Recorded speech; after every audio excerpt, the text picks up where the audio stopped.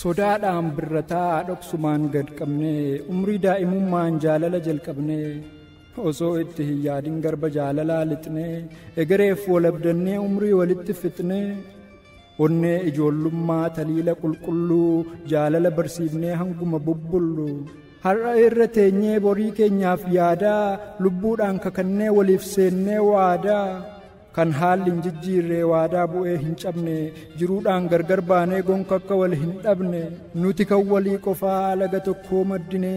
irbuu keenya hin nyaannu hagamuu yoo gaddine walitti hin jijjiiramnu ilaallee haalaaf bakka waaqni waliif nu uume homaa hin qabu shakka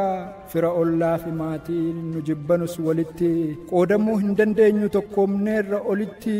nu waliin tulluu qaarinee hurufa fedhe buuna nuti hiree waliiti waliin jiraannee duuna jennee umrii daa'imummaatiin onnee walitti horree imala daandii dheeraaf bidiruu jaalalaa korree waggoota 7 deemnee xumuruu kaanee garba yaballi galman qaxee akkamiin nu daddarba irbuu seente dagattee ta'uun hafee qooda koo nama kolfaana gootee garjabinaan booda koo waadaa jaalala dhugaa haqummaan na baachiftee osoon si amanadhu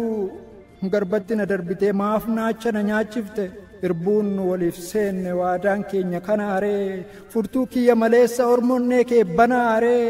ansiifan dhaladhee atis naaf uumamtee onnee koo gubbaatti kanumaaf shuumamtee qabeenyaan sin jijjiiru ani sodaa rakkinaa walumaan nama taanee boorqananii arginaa shiroo nyaannee jiraanna sin gaafadhu bargarii laga tokkoo burqine yoomuun baanu gargarii yaa hiree dhuunfaa kootii kan ganamaaf galgalaa si jalaa qofa banti onneen koollee balbalaa gartokkee qaama kootii tokkicha haga kumaa si waliin qofa beeki jiruun koo haga dhumaa ejjennoon koo jabaadha qilleensillee narraasu waadaadha du'a malee homtuu gargar nun baasu jettee naaf seentee turteem kakattee galtee irbuu har'a maaltu fidiree waadaa naaf galte diittee orma jaallattee sirbu osoon kooti siin jedhee mataa irratti si baadhu dhangaa jaalala dhugaa waakki malee siif laadhu dhagaa jirmatti bu'ee of cabsee of funuunsee akka dhala dhabaatti ofirra si kunuunsee osoon si gammachiisuuf ofiif gaddee laaladhu of gatee siif jiraadhee ofirra si jaalladhu biqiltuu jaalalaa koo kichummaatti kolaaftee maaf dugdanatti galtee imimmaan koo lolaaftee egaa erga deemtee tole kaa iyyus bu'aa hin qabu kanan sirraa dhabe immoo rabbiin biraa hin dhabu har'a nama deessitus waliin turre kaleessaa naganteef sina baaru sin eebbisa maleessaa jiruun sitti haa tolu gammadiitiin milkaa'i